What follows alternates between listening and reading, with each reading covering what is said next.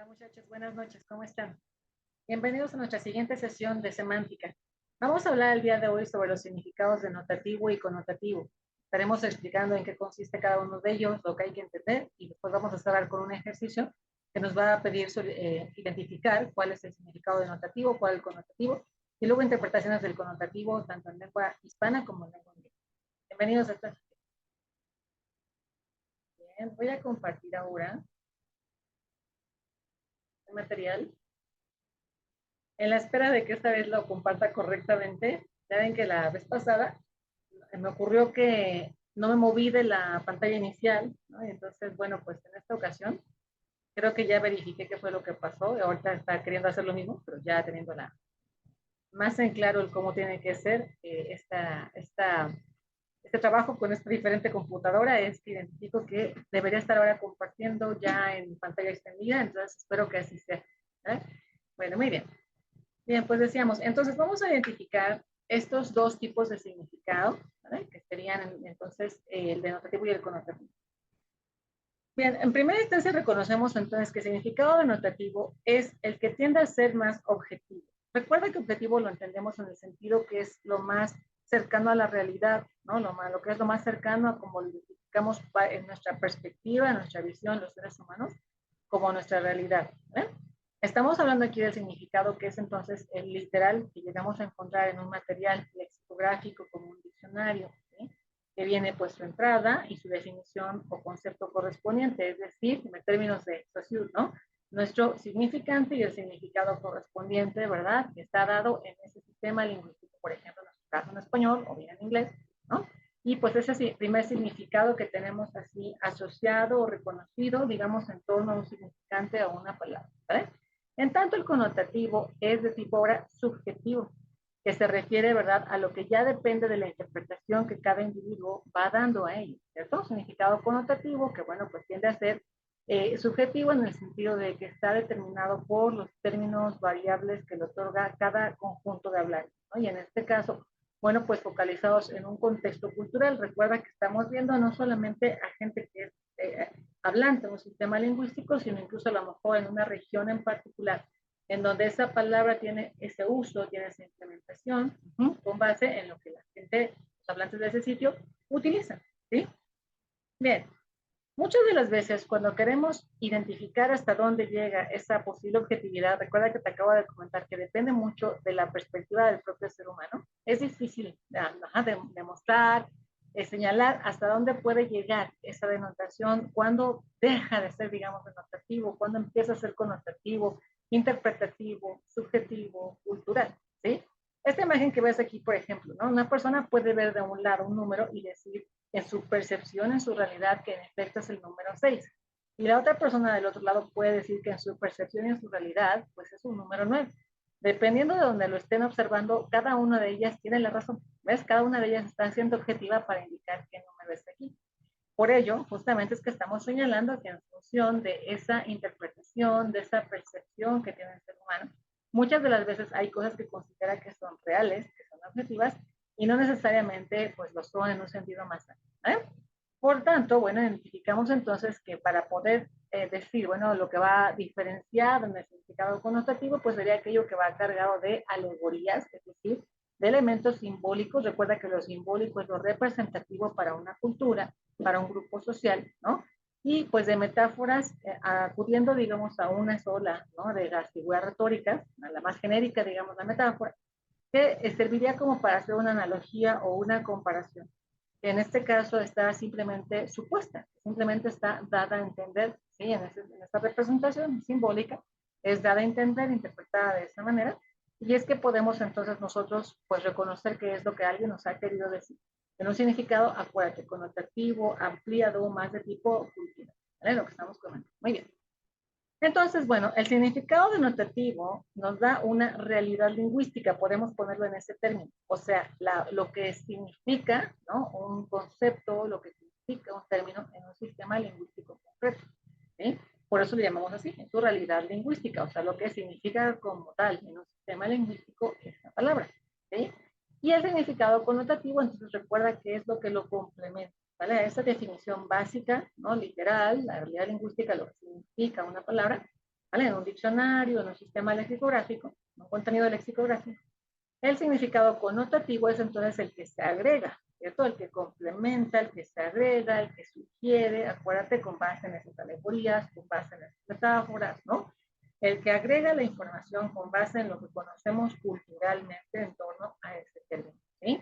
Por ejemplo, el estar pensando, ¿no? Lo que significa, aquí te puse algunos casos, ¿no?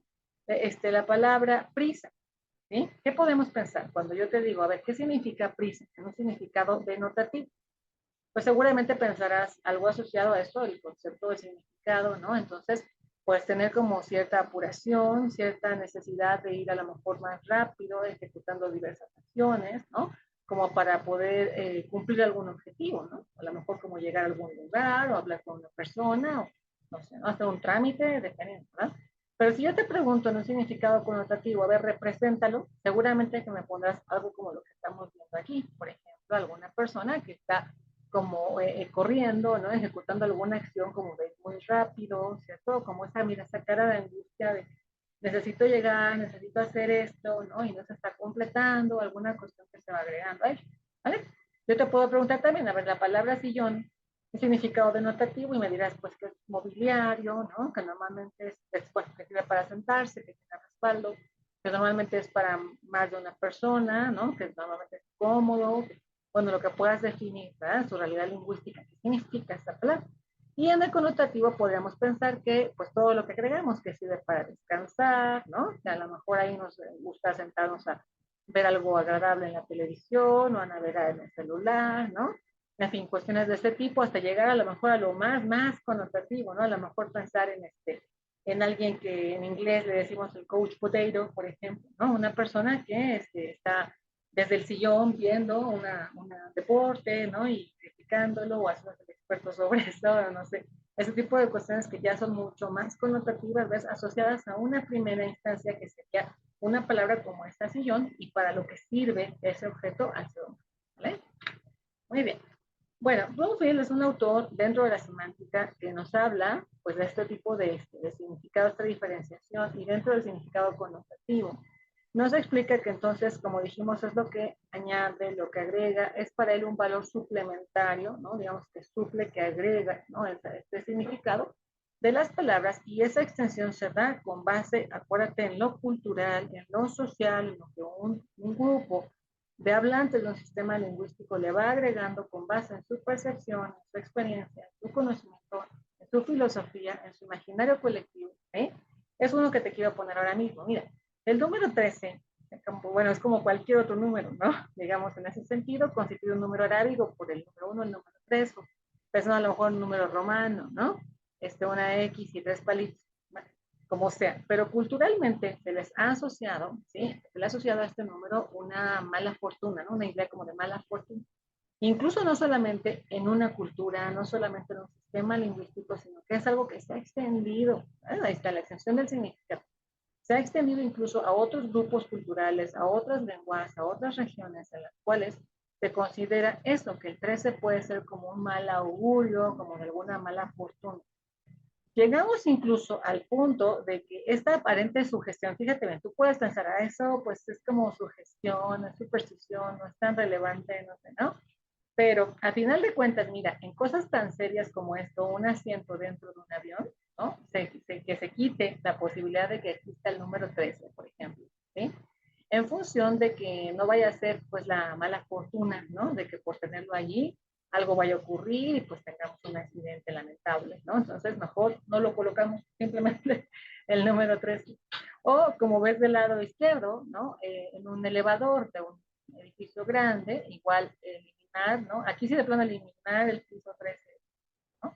Que es algo bastante común si por ahí revisas, ¿no? Entre constructores, arquitectos, ingenieros, no, a lo mejor no exactamente es que ellos, ¿vale? Tengan esa superstición o esa sugestión, pero saben que pues, muchas culturas lo tienen, entonces para evitarse esa inquietud, ¿no? En un edificio del mismo, o sea, puede estar en altura como lo del avión, entonces para evitarse esa posibilidad de que la gente esté tensa, nerviosa, es que entonces se quita, ¿no? Mejor, ese número de plano, todo ese piso, se construye el 12 y de ahí pasa al 14 directamente con la intención de que la gente no esté nerviosa, ¿no? Y a lo mejor irritada, alguna situación problemática, en función de lo que culturalmente, ya viste, se atribuye al 13. Al 13, en su significado denotativo, es un número como cualquier otro, ¿sí?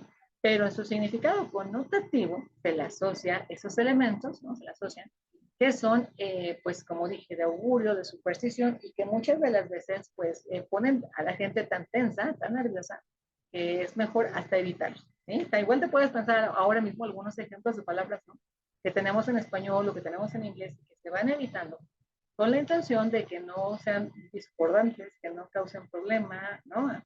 ¿Vale? Bueno, tenemos entonces formas también de nombrar sí, ciertos elementos, ciertos conceptos a partir, como dije, de un imaginario colectivo. De esos valores, diría por allí, ¿no? Bajín, que imperan en una sociedad, ¿no? Un grupo social y que son determinados pues, por ellos. Por ejemplo, mira, aquí hablamos de una denominación que es el padre, ¿no? Digamos, father, ¿no? Y que, bueno, tiene una implicación con base en esos valores que da como resultado una reacción emocional, mira, que va más allá de lo lingüístico, ¿vale? Que va más allá de lo que utilizan las palabras en sí, por eso decimos que es extralingüístico, fuera de lo lingüístico, ¿no? En los usos. Por ejemplo, pensar que cuando un niño es pequeño, como ves aquí, ¿no?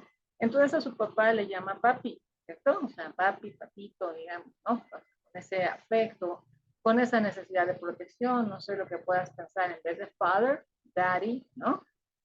Tal vez cuando un niño ya es un poquito más grande, como el que ves en el extremo izquierdo, ¿no? A lo mejor ya no es el daddy, como sabes, esta terminación ya le hemos comentado en Y, el I, la I, el fonema vocálico I, es como para nosotros interpretativo de un diminutivo, de un hipocorístico, tanto en español como en inglés, ¿sí? Como decir Mary, Mary, es también como un hipocorístico que decimos como de cariño para algo, entonces dad, daddy, ¿vale? Se va eliminando eso conforme el niño va creciendo, ya es un poco como más serio, ¿no? Más, con un criterio más propio, más desarrollado, más conocimiento, ¿no sé? Más reto también, y entonces ya es como que se va perdiendo ese sufijo, esa terminación, ¿no? Para decir ahora que es nada más dad, o sea, todavía es una expresión hipocorística, pero no tan, digamos, como daddy, ¿no? Sino decir así dad, ¿vale? O sea, como una expresión de cariño, papá, no papi o papito, pero sí dad, papá, ¿no?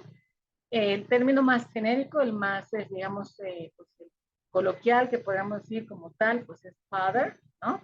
Pero en una instancia más avanzada, cuando ya a lo mejor el padre es un señor mayor y el niño ya es un hombre, entonces en algunas expresiones, por ejemplo en inglés norteamericano, el estilo de decir my old man, ¿sí? Mi viejo, digamos, traduciría en español, ¿no? Mi viejo, para decir esta denominación del mismo procreador, el padre, ¿sí? Pero están utilizando, ya viste, de una manera que según el trato, según la pragmática, el contexto, la condición, en fin, se utiliza y es la misma palabra, pero depende de esa reacción emocional con base en los valores que tenemos que decir. Estos son ejemplos de inglés, pero es algo semejante a lo que encontraríamos nosotros en español. ¿Eh? Bueno, por ejemplo, hay palabras, también ya lo vimos por ahí con Olivia Rebull, que son chocantes, palabras choque, ¿no? Que pues nos van como causando también cierta incomodidad, cierta molestia, ahorita te acabo de decir, por eso también muchas veces son resignificadas, ¿no? Modificadas en su uso. Entonces, bueno, pues por ejemplo aquí, esta palabra que es die, to die, ¿no? Por ejemplo, como tal, bueno, pues el significado sería, es un verbo, ¿no? Una acción, un verbo, que es cesar de vivir, mire, parar de vivir, ¿sí? Bueno, pero tenemos aquí, por ejemplo, sinónimos, ya viste, que vienen a continuación y que se utilizan para decir esta misma expresión de una manera que pueda sonar más sencilla, ¿no? Más a lo mejor no tan invasiva, no tan de choque, en función de que pues siempre va a ser algo de impacto para el ser humano, que a una persona que otro ser humano pierda la vida. Entonces, bueno, pues dependiendo con quién estés platicando, ¿no? A lo mejor algo más serio, no quieres sonar como grosero, no sé, ante esa persona que está quizás sufriendo por la pérdida de un ser querido y buscas la manera de hacerlo más suave, ¿no? Al final es la misma acción, ya la hemos comentado, pero se interpreta como más suave o como más acorde para la situación y entonces, bueno, pues ahí está, mira, todos estos que podemos encontrar, ¿vale? Las que están más abajito, fíjate que dice que son en slang, por ejemplo, ¿no? Que significa entonces bueno, pues es más coloquial, ¿no? Más informal que podamos utilizar estas expresiones. Mientras más es formal con alguien que queremos hacerle saber, lo siento mucho por su pérdida, bueno, pues utilizamos expresiones como esta, ¿no? Pass away, por ejemplo. Pero las otras, pues no, ¿no? Digamos, son más informales dependiendo si nos estamos refiriendo a alguien que no es tan sensible a eso o le estamos platicando de alguien, por ejemplo, ¿no? Turn to dust, by the dust, ¿sí? Este se ha traducido algunas veces literal al español como morder el polvo, como tal, ¿no? Y tenemos otros más, ¿no? A lo mejor algunos más formales en español, podrían ser fenecer, ¿sabes? Fallecer, fenecer, o algunos más coloquiales como colgar los tenis, ¿sabes? Algún tipo de esta expresión que puede ser más o menos formal, dependiendo del contexto, ¿ves? El ser humano va, el hablante va eligiendo qué tiene que decir según el momento, según el contexto, y eso es justamente lo que buscamos, la competencia comunicativa, ¿no? Tanto en español como en inglés. Pero bueno, depende mucho de ese contexto, como puede ser la asociación que nosotros damos a esta expresión, tiene que ver mucho con quien está hablando, con el hablante, ¿sí? Y de allí que nos formemos, pues, etiquetas, ¿no? Perfiles, a partir de eso, por ejemplo, pensamos que un bebé dice expresiones como estas, ¿no?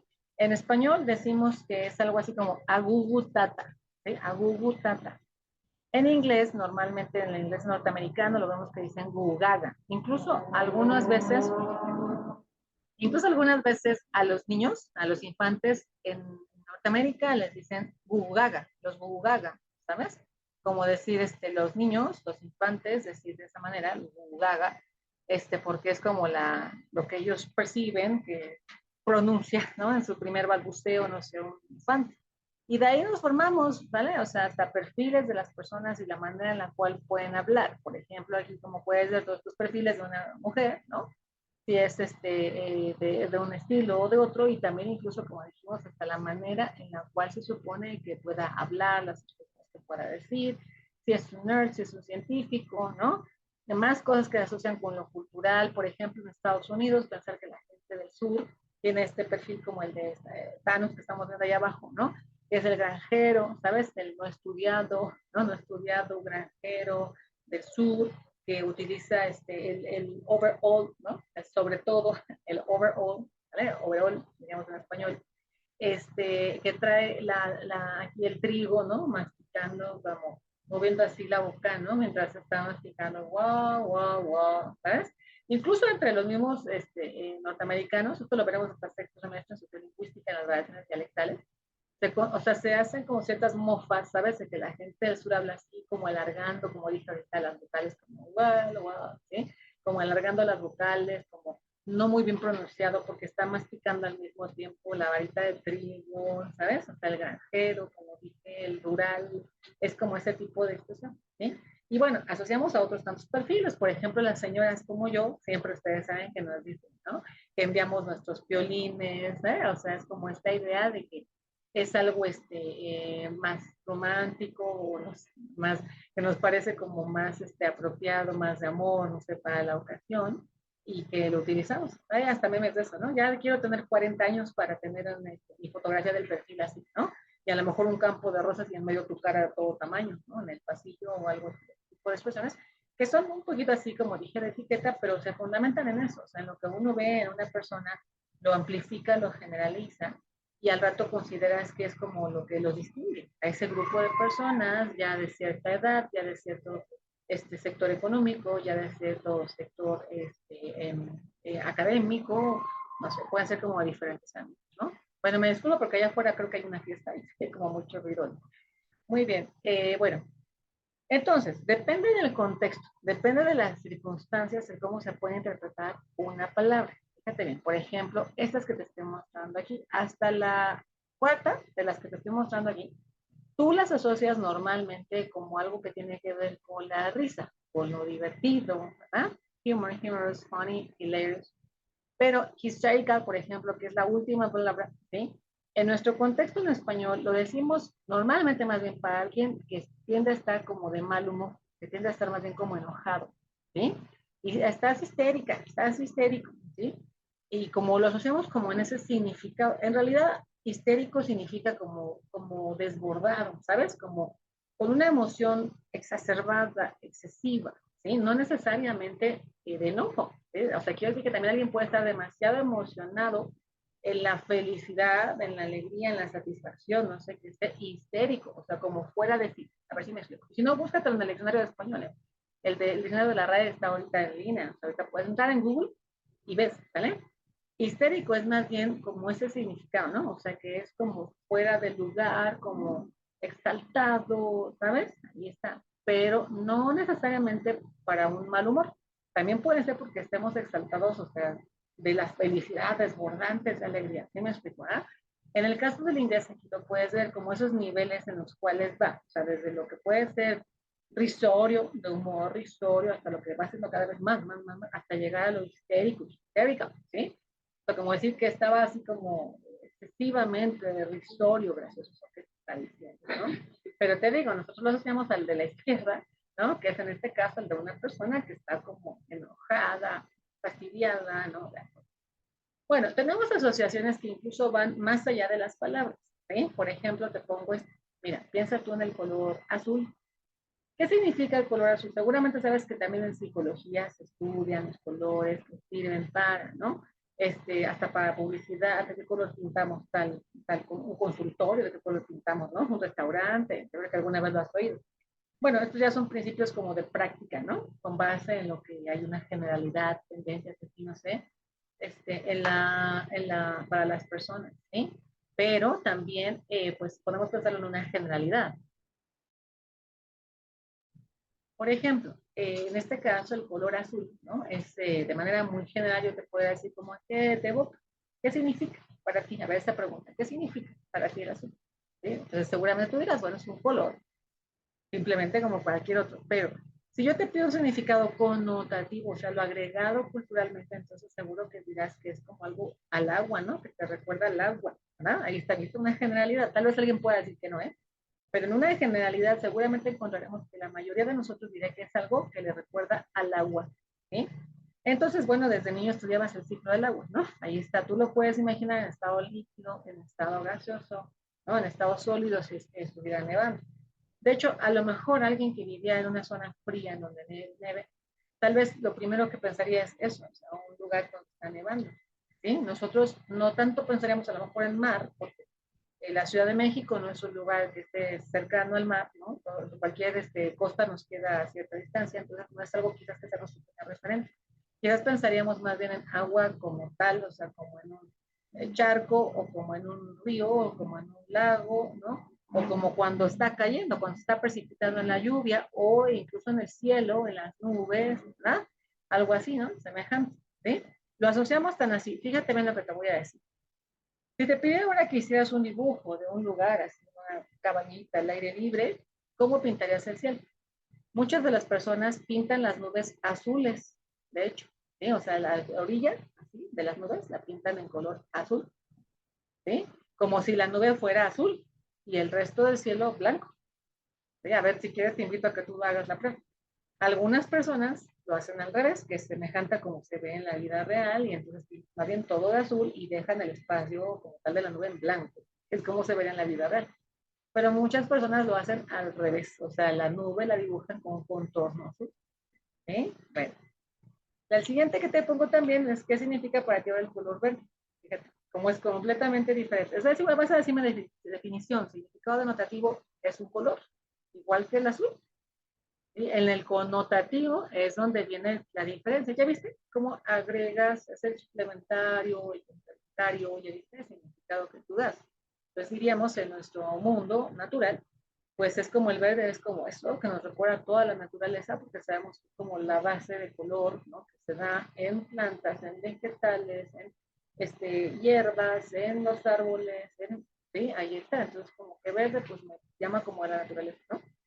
Entonces pensaría a lo mejor como aquí, mira, un bosque, ¿no? A lo mejor más seco, un bosque más tropical como un bosque, o sea, pero como un bosque, seguramente. A lo mejor algunas personas podrán pensar en otro espacio, ¿no? Como la jungla, a lo mejor algún otro lugar más diversificado en su ecosistema, pero básicamente es como color de la naturaleza. ¿Sí? Y acá en el lado derecho puedes ver tú algunos, en efecto, vegetales y frutos que son de ese color. Por ejemplo, hay las uvas, el brócoli, el chícharo, el aguacate, ¿no? No sé, que nos recuerdan como este color justamente en torno a la naturaleza, ¿verdad? Muy bien. Bueno, todo esto ocurre dentro entonces de un marco lingüístico, ¿sí? Ese marco lingüístico es el que está definido no solamente por nuestro sistema lingüístico, nuestro idioma, sino también por la cultura que impera en un grupo social. Ahí está, ¿sí? Bajo ciertas circunstancias que constituyen además un contexto, ¿vale? Porque aunque hablemos de que es español y que en la cultura mexicana, ¿sí? En México, puede ser que estemos en una situación ya en el norte, ya en el sur, lo que hemos dicho, variaciones dialectales múltiples que están. Incluso en un mismo lugar, por ejemplo, que tú dialogues, no sé, un día en la noche con unos amigos tuyos, a lo mejor como dije en una fiesta, puede ser diferente ese marco lingüístico en el que te estás desenvolviendo que el que te desenvuelves a lo mejor al día siguiente platicando en el desayuno en casa con papá, mamá y tus hermanos en la mesa, ¿sí? O sea, es el mismo sistema, cultura, país, lugar, ¿sí? Pero el contexto, las circunstancias son diferentes, ¿verdad? Bueno, muy bien. Perdón, iba a decir aquí algunas que tenemos, por ejemplo, estructuras ya marcadas, por ejemplo, decir, ¿no? Sabes, en un supermercado, en algún lugar de venta que traiga un pin, una persona y que diga, how may I help you? Por ejemplo, como con la intención de, pues decir, estoy a tus órdenes, ¿no? Seguramente has visto esto también en nuestro país, que es hacer que pueda ayudarle en algo, no sé, ¿no? O sea, como para poder conectar y lograr esas ventas en algún almacén. Otras que tenemos también ya concretas, por ejemplo, en un libro de cuentos infantiles, Once Upon a Time, siempre es como esa apertura del cuento, ¿verdad? De una forma más tradicional. Igual tenemos algunas, ¿vale? Muy bien, bueno, entonces estamos aquí identificando que el significado connotativo, entonces, tiene más que ver no tanto con el significado del concepto, sino más bien como con un sentido, ¿cierto? El sentido, acuérdate que ya platicamos de eso en la clase pasada, como el sentido que le otorga un grupo social, acuérdate, y con base en una cultura, ¿vale? Que lo va aquí definir, ¿vale? Muy bien. Me voy a ir a la siguiente presentación. El día de hoy voy a trabajar, de hecho, con dos, ¿vale? Dos presentaciones. Una de estas que es la explicativa, que es la que acabo ahorita de decir, y la otra es la que nos va a indicar cuál entonces vamos a hacer, cuál actividad vamos a hacer como ejercicio para poder hacer este reconocimiento. Entonces, bueno, igual déjame enviarlo. En este caso a proyección, a una pantalla extendida, y ahorita la voy a volver a compartir, lo mismo con la intención de que ustedes vean el PowerPoint como deben. ¿Eh? Muy bien, es continuidad de lo que estamos ahorita viendo. Entonces estamos diciendo, a ver, la denotación es el primer significado, el que encontramos entonces de manera literal en un material de escritura. La connotación es entonces lo que agregamos culturalmente, socialmente, en un grupo, en una situación. ¿Cierto? Por ejemplo, ahí está la cabeza, bueno, la parte superior de cualquier ser vivo, ¿no? Incluso podemos decirlo ahí, algo más extendido, no solamente los seres humanos, la parte superior o primaria, ¿no? De composición de ese ser. O bien decir el cabeza de familia, por ejemplo, en este caso, pensando en quien lidera a un grupo familiar, bueno, aquí típicamente un varón, también puede ser una mujer, ¿sí? Quien lidera, digamos, ese grupo familiar, quien es el sector económico, quien toma las decisiones, quien otorga los permisos, quien, no sé, ¿no? Es quien orienta, organiza, pues, a ese grupo, a esta familia, ¿sí? Ahí está, la cabeza. ¿Por qué? Pues la cabeza es la parte superior y la que dirige al resto del organismo, entonces el cabeza de familia, bueno, es también quien organiza a todos los demás elementos que constituyen a ese cuerpo. ¿Sí? Ahí está, muy bien. Bueno, como dijimos, el significado denotativo es el incluido entonces en un diccionario, ahí está el léxico como tal, ¿sale? Es literal, es no figurativo, ¿sí? Lo que significa como tal una palabra. Entonces tenemos ahí, mira, por ejemplo, de esta captura que es el diccionario de Oxford, ¿no? Dictionary, ahí nos viene la categoría gramatical noun, ¿sí? Luego nos viene la pronunciación, se puede escuchar, si tú entras al diccionario ahora mismo en línea, tiene esas bocinitas porque se puede oír la pronunciación, digamos, americana, británica, las principales de ella, ¿no? Luego viene, pues, más información, que podemos encontrar incluso en ejemplos, ¿no? Y otros usos que se llegan a dar, ¿sí? Entonces, bueno, nuestra definición, básicamente, pues, es esta, ¿sí? Que tenemos ahí asociada a esa entrada Es el significado denotativo léxico, literal. ¿Vale? En cambio, el significado connotativo estamos diciendo que es figurativo, o sea, justamente no literal. Acuérdate que literal ya dijimos que viene de letra. ¿Sí? Entonces, no es como lo que dicen las letras como tal, sino lo que agregamos de manera figurada. Está desarrollado por un grupo social regido por una cultura. ¿Sí? Aún una persona que hable bien una lengua, si está fuera de esa cultura, de ese contexto, es difícil que entienda lo que se le está presentando. ¿Sí? Por ejemplo, este tamal, tamalito, ¿no? O decir bala perdida, ¿sí? Ahí viene el coco, ¿no? Entonces, bueno, es posible que varias de estas expresiones se comprendan por alguien que hable bien el español, pero es posible que por otras no, ni siquiera porque hable bien el español, porque son culturales de un grupo, ¿sí? Seguramente has visto que hay bromas que se hacen en España, en Argentina, que para ellos tienen mucho sentido, hay cierto de sentido, por más allá del significado, sentido, y que les pueden parecer muy graciosas y a nosotros tal vez no, o al revés, porque están más acotadas a un contexto. ¿Sí? Si yo hago una broma, ya lo he dicho alguna otra vez, ¿no? Sobre todo de la política que retomamos, cuestiones que de pronto se escuchan, ¿no? O de patrones ideológicos, no sé, y hago una broma sobre eso, seguramente que mi grupo cultural sí lo comprenderá y le hará gracia, pero a lo mejor a otro grupo no, ni siquiera porque hablen el mismo sistema lingüístico. ¿Sí? Porque ese es el sentido de lo que agregamos. ¿Eh? Ok, bueno, hasta ahí entonces. Vamos a resolver, por favor, el ejercicio que te voy a compartir vía Remind sobre denotación y connotación. ¿Vale? Entonces vas a entregar la resolución de este ejercicio que está en un, yo te lo voy a pasar en un Word y ahí mismo es para resolverlo, de resolverse y se sube. ¿Vale? Es para identificar denotación y connotación, así como la interpretación connotativa de expresiones que tenemos tanto en español como en inglés. ¿Vale? Y me lo entregas, por favor, de vuelta en Remind. ¿Vale? Tienes, por favor, ahí te voy a anotar, tienes hasta el cierre del lunes para poderlo entregar. ¿Vale? Entonces, bueno, pues tienes tiempo para revisarlo y encontrar ahí seguramente algunas de ellas no las vas a identificar todas, sobre todo las niñas, pero puedes buscar en internet, ¿no? Apoyarte un poquito, en fin, y no importa, pues no es la intención como que te las sepas de memoria ni nada, la intención es más bien que aprendas, como siempre. Entonces, si hayas alguna expresión que digas, no sé qué significa, nunca la había oído, la puedes buscar sin problema y aprenderte. Lo importante es que aprendes, ¿vale? Entonces, si allí buscándola tienes esa posibilidad de decir, bueno, a partir de ahora sé, ¿no? Que cuando se dice en inglés, it's raining dogs and cats, significa que está lloviendo un montón, muy fuerte. En México, en español decimos, está cayendo el cielo, ¿sabes? O sea, que está lloviendo muy fuerte. Entonces, it's raining dogs and cats, ¿no? Que se dice por ahí que cuando en las casas antiguas en Estados Unidos, ¿no? Que eran hechas, pues como en México, de techo de láminas, ¿no?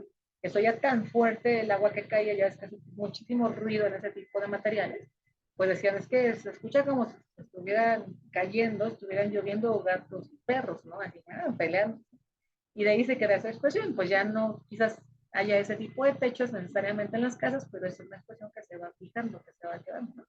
Ahí está, ¿vale? Entonces, bueno, si algunas no te las sabes, las puedes buscar y te sirve a ti para aprender cómo utilizar expresiones que seguramente que te van a ser muy útiles cuando te vayas a trabajar a la secretaría o cualquier nivel educativo, porque siempre es gracioso mostrar alguna situación de significados connotativos que interpretar de ello, ¿no? Y entonces tú lo pones ahí en alguna situación, a lo mejor de que alguien lo interprete literal y diga, ¿dónde están, no?